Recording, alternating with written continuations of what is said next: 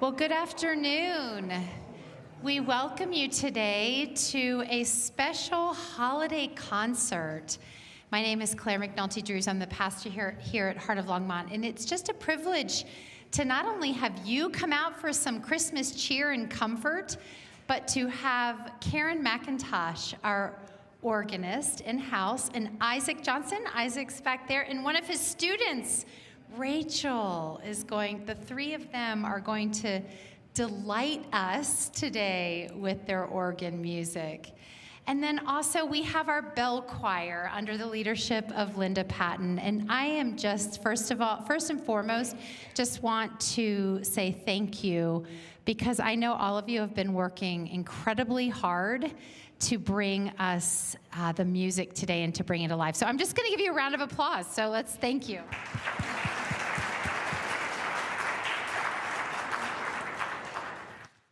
I found this quote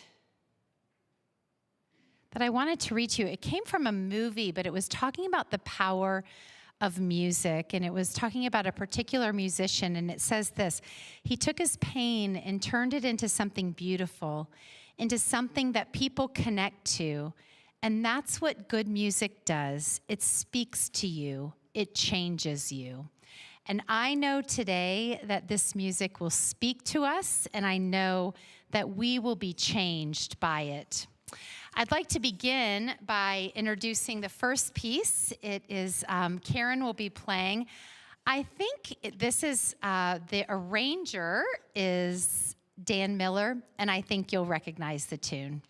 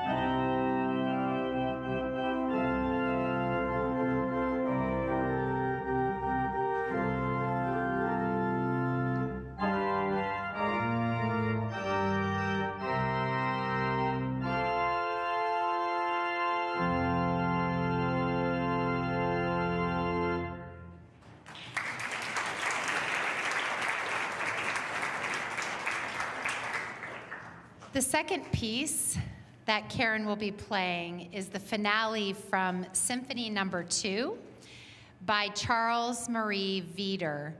Wieder was a French organist and composer and teacher of the late Romantic era, known for his 10 organ symphonies. This is his finale from his second symphony. Take a listen.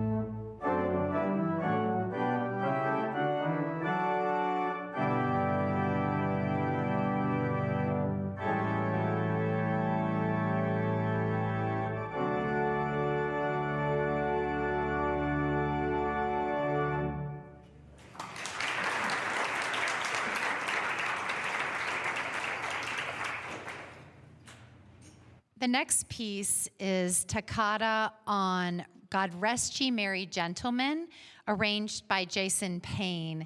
This is an English traditional Christmas carol.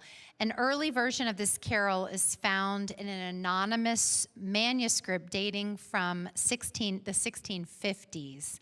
An article in March 1824 issue of the Gentleman's Magazine complains that in London, no Christmas carols are heard, quote, except some croaking ballad singer bawling out, God rest you, merry gentlemen.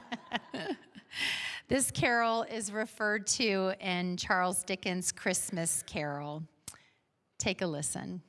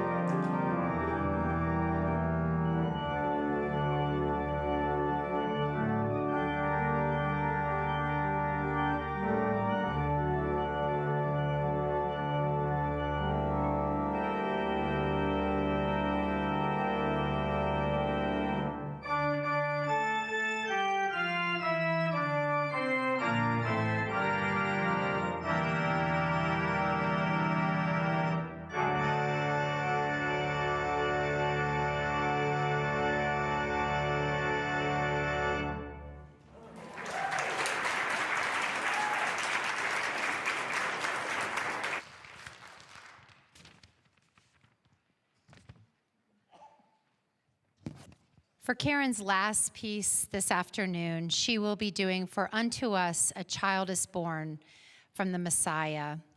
Politicians of every stripe present themselves with great fanfare as the answer to all our problems and as the key to our nation's prosperity. They project an image of strength, competence, and charisma in an effort to win our vote. But God's ways are not our ways. The prophet sets forth the promise of God to provide the supreme leader we all need, the heir to the throne of David, who will make all things right. He will rule in righteousness as a wonderful counselor who speaks the words of life. He will reveal the divine character as the mighty God. He will lead and protect his people as an everlasting Father, and he will bring a reign of peace, peace in the world and with our God as a victorious prince. But how is the great conquering champion set before us? As a mere child. God gives us a son, God's own son, in the form of a baby born not to a princess living in a palace of a great city, but to a young girl in the obscurity of a tiny Palestinian village. That child was born in a cattle stall and was laid in a feeding trough. Isn't this the pattern we see throughout Scripture? The Lord turns our expectations upside down. The first shall be last, and the last shall be first. Blessed are the poor in spirit. Blessed are those who mourn, and blessed are the meek. The greatest shall be the servant of all, and Mary herself expressed it. He brings down rulers from their thrones, but lifts up the humble. God exalted that humble child to the highest place and gave him the name above every name. For unto us a child is born.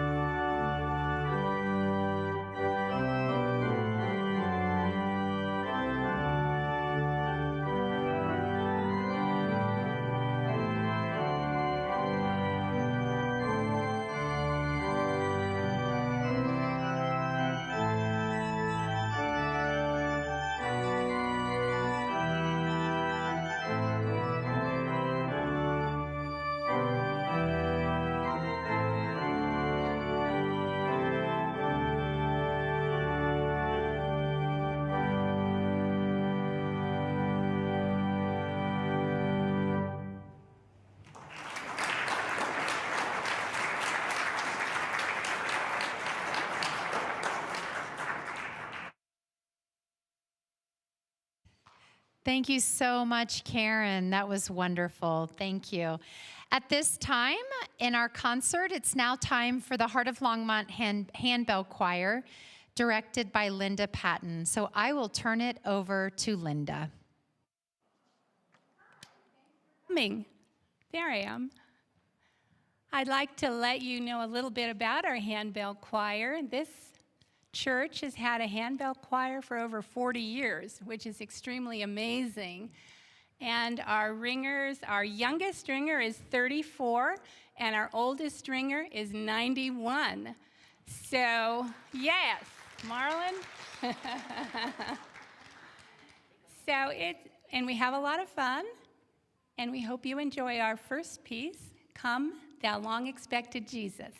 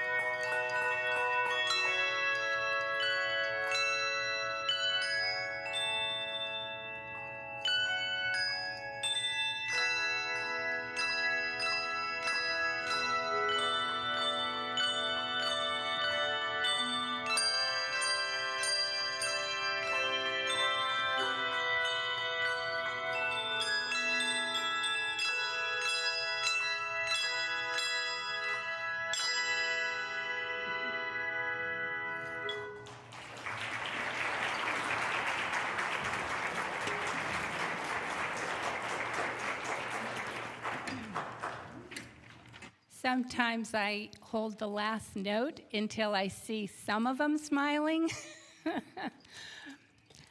So my neighbor, asked me the other week, she goes, so what does a handbell director do? And I had to think about it, and I thought, well, I can count to 4 pretty well. There's that.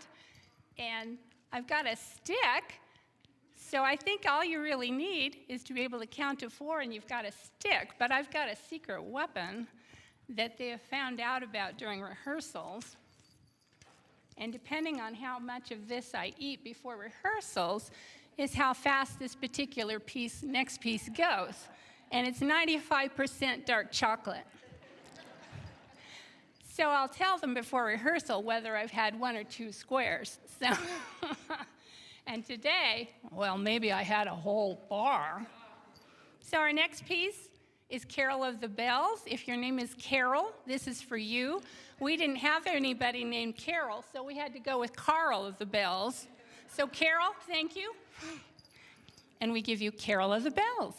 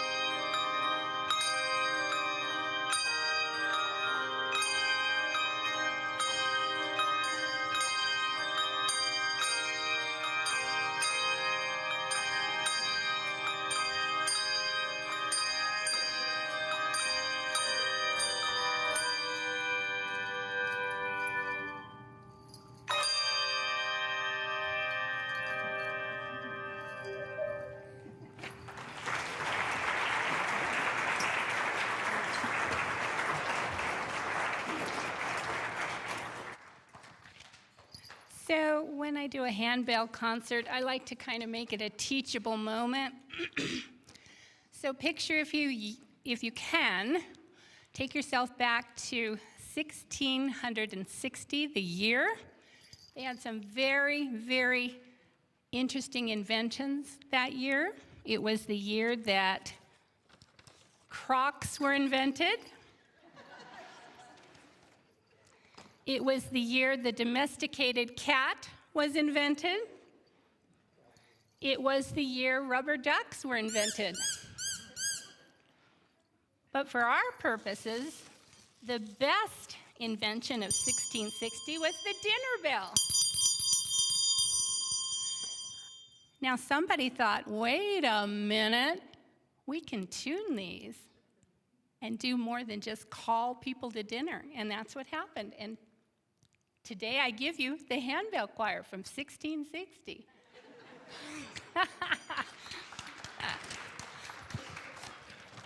Teachable moment, and don't fact check me on that. This is Go Tell It on a Mountain, featuring Deanna Klink on the clarinet, which sounds really cool in this piece. You're going to like it.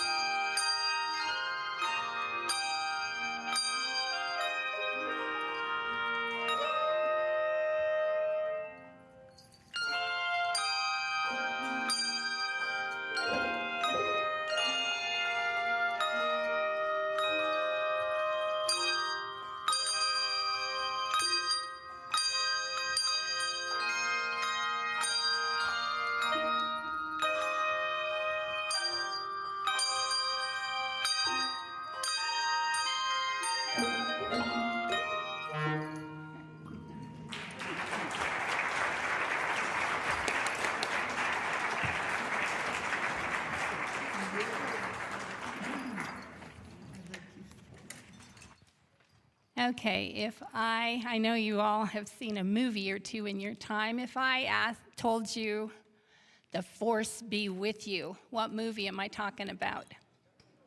Yeah. If I said, "I'll be back," what movie? There you go. If I said, "We're going to need a bigger boat," Jaws, yes. So, 1946, It's a Wonderful Life, and the little girl is putting up on the tree after Dad has gotten upset, and she says, "Mama, teacher says every time a bell rings, an angel gets their wings." So I don't know how angels got their wings prior to 1946, but we know how they get it now.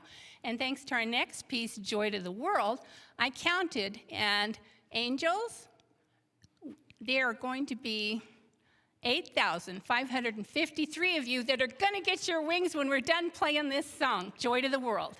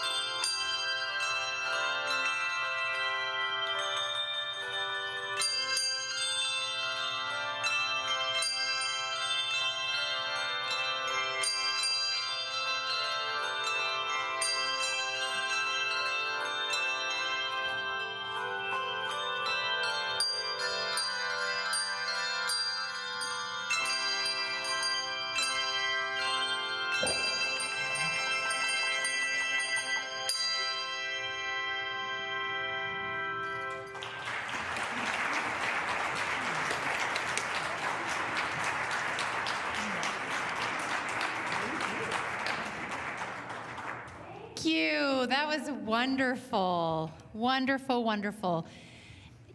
Linda, I think you need to give a sermon sometime. At this time, we have a special opportunity to hear Rachel Phillips, who has been taking lessons with Isaac for the last, has it been 2 years or a year? 2 years, gosh. That's how this concert came to be. Isaac offered, they've been learning here at the church, and Isaac said I could do something around the holidays, and so that's why we decided to have this concert. Would you like to say anything, Isaac, about her piece or her? Okay. Yes, I asked a while back when the Phillips family asked, would you please be interested in teaching organ lessons to Rachel? And I said, well, I can try. I've never done it before. But the problem with teaching organ is you need a place to teach it, because it's not very common to have a pipe organ in your house, at least not around here. And it's also hard to get churches to agree to it, because a lot of churches are afraid you'll slip and fall and sue them or something. But luckily, Pastor Claire was graciously said, oh yes, you can absolutely use our organ. You can use it for free, just as long as you come and play in church sometime. So, okay, so Rachel played here last Lent. We worked up a piece, and then this time I thought, what if we did something a little bit during Christmas season, Christmassy? And so we've been working on this piece for a while. It's actually an Advent piece, and I thought it would be a good idea. Why don't we could do it in a more of a concert setting. But this is the old Lutheran chorale, Von Himmel hoch da komm ich her, from heaven above to earth I come. And this setting of it, which is going to sound a little bit, probably a little bit angular to some of you, is by Richard Prue. And I'm going to help her out a little bit with it, but let me just play I'm going to play the chorale tune first before we start. Here, just kind of one finger at a time.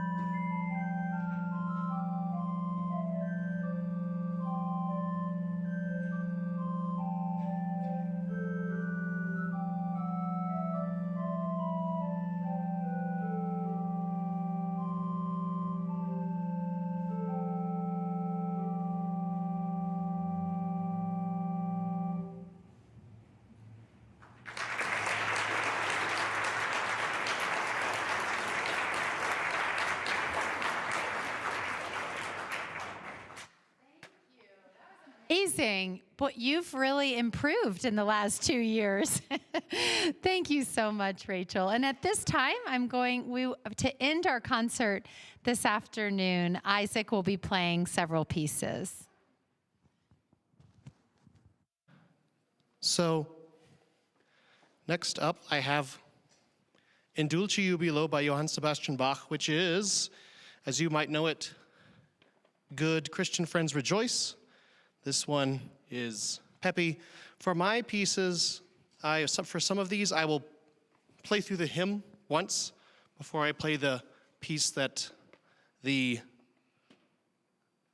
based on the hymn. So I'll play through Good Christian Friends Rejoice one time before giving you this fun box setting of it, which is actually originally a medieval Christmas carol that was originally written in 2 languages, Latin and German.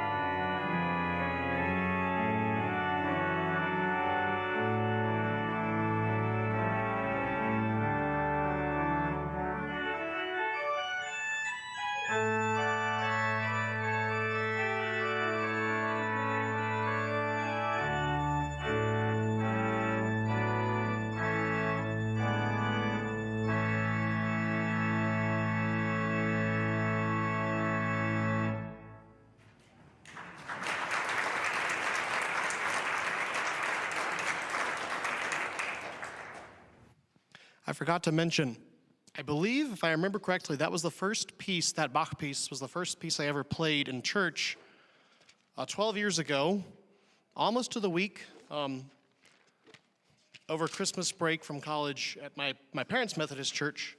It did not go well. It did not go well at all, but you have to start somewhere. This next piece, Wackert auf, ruf uns die Stimme, was actually another one of the earliest pieces I played. I think it was actually a year later, also on Christmas break from college. Same church. I was a year better, though. It went a lot better this time. So this, Wackert auf, ruf uns die Stimme, as you might know it, is Wake Awake for a Night is Flying. It's all played through this pretty long hymn. It's not very common to hear it outside of Lutheran churches, but I've heard it in other contexts. And then I will play through the Bach setting.